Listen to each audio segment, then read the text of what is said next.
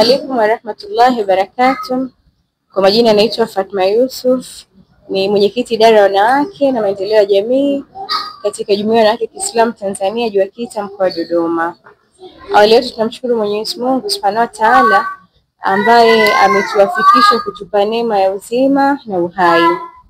Lakini pili, nitoe shukrani zangu za dhati kwa Waislamu wote na wadau mbalimbali ambao wamejitokeza kutuunga mkono katika program tuliyokuwa tumeitangaza ya kufutarisha wajane, mayatima na watu ambao wapo katika makundi maalum.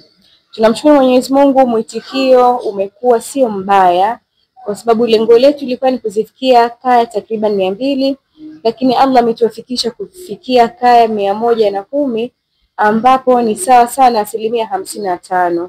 Kwa hiyo tunawashukuru katika hilo hapo. Lakini programu hii tumeendesha kwa phase 3, kwa maana katika kumi la kwanza tuliweza kuzifikia kaya 30, lakini pia katika kumi la pili tukaweza kuzifikia kaya 40, na leo tupo katika phase ya 3 ambapo pia tumeweza kuzifikia kaya 40. Kwa hiyo kwa hilo tunamshukuru Mwenyezi Mungu, na programu hii tumekuwa tukiratibu miaka mingi takriban, lakini kwa safari hii kidogo tumepata changamoto kwa sababu tumeshindwa kuvifikia vituo vya watoto yatima kutokana na mwitikio umekuwa sio mkubwa sana, na kile ambacho tumekipata tumeshindwa kukipeleka kwa hicho ambacho amekitoa si kidogo mbele ya Mwenyezi Mungu.